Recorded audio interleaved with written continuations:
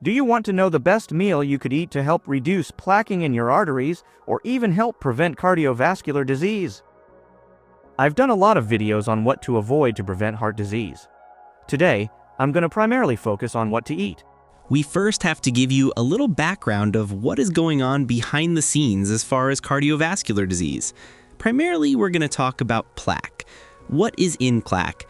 Plaque is a combination of calcium, protein, and cholesterol. Many times, the calcium is the result of biofilms. So what's a biofilm? A biofilm is a colony of microbes. These microbes build little calcium igloos or shells to protect themselves.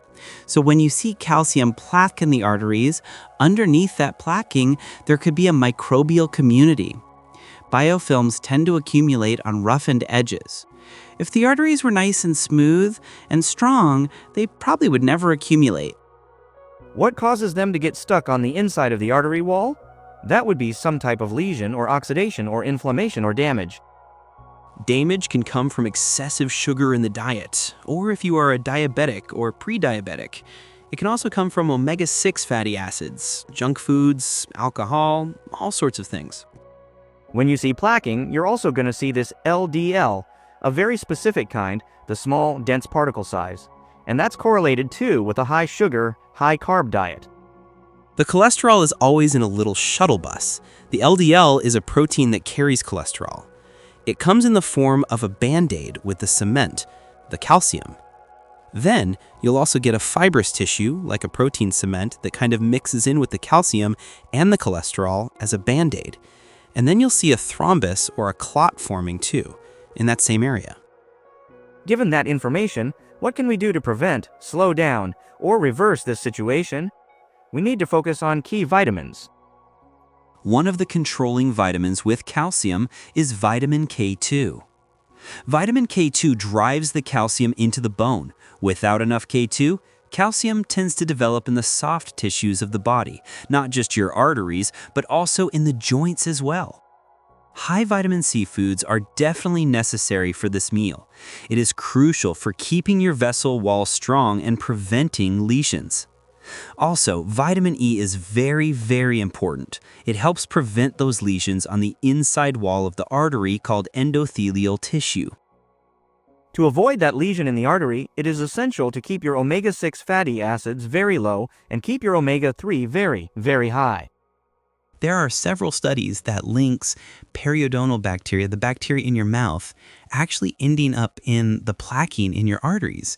These pathogenic periodontal bacteria go through the pores in your gums and into your bloodstream. You might get bleeding gums. This is the same reason why bacteria can leak from your intestines. That's called bacterial translocation.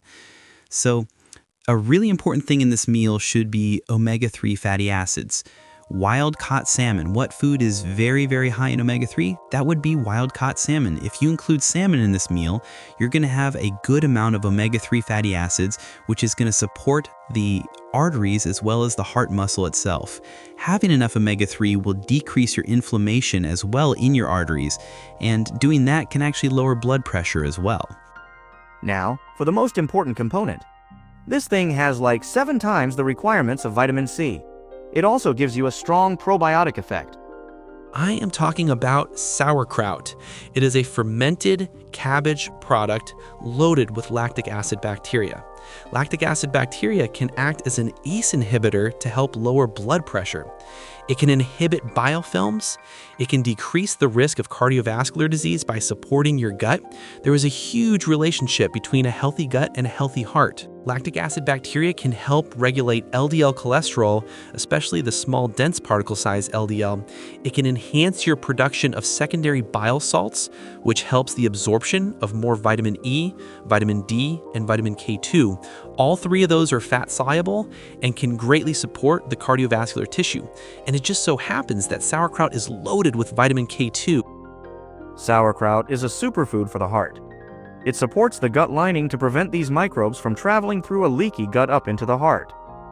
It's loaded with vitamin C, giving you a tremendous amount that can directly inhibit biofilms. Vitamin C also acts as an antioxidant in your arteries, preventing these lesions or damage to the wall of the arteries. Remember, The biofilms can only stick to an area that's roughened or irritated. If your arteries are smooth, they can't quite stick to the inside of your arteries. Component 3, arugula. The last part of this meal is a big arugula salad. Arugula is a superior salad green because it's cruciferous. It has blood glucose lowering properties. It's loaded with something called DIM, which can help lower biofilms directly. Arugula is also loaded in potassium, which can help keep the artery softened so your blood pressure can stay normal. On that salad, I would put extra virgin olive oil, the real stuff. It has significant effects on blood pressure. Then I would also add apple cider vinegar, but you can also use balsamic vinegar red. The acetic acid in the vinegar has many properties to help lowering the risk of cardiovascular disease. It's great for helping regulate your blood sugar and cholesterol. It can help mobilize your bile salts. And then if you add sunflower seeds, we can spike more vitamin E. Hard cheeses are loaded with vitamin K2. Vitamin E is very, very important. The cheese I would recommend is called Parmigiano. The American translation from Italian is Parmesan. The real Parmigiano is only produced by a collective group of farmers in northern Italy that keep their standards very, very high. The authentic Italian version is aged for like 1 to 3 years compared to some American versions. Also, watch out for Americanized Parmesan cheese, as sometimes they add this filler of cellulose, which is wood pulp. Get the authentic type from Italy and shave it on your salad. That way you have a delicious cheese that's loaded with vitamin K2. There's probiotics in this product. I was blown away at what they feed the cows to make sure the microbes are just right.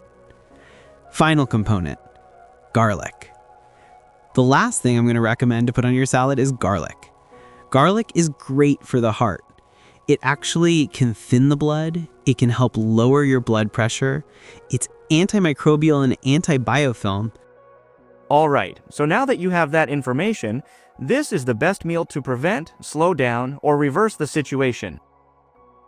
Given the link between oral bacteria and artery plaque, I think the most interesting next video for you to watch would be the one on biofilms in your mouth. Check it out.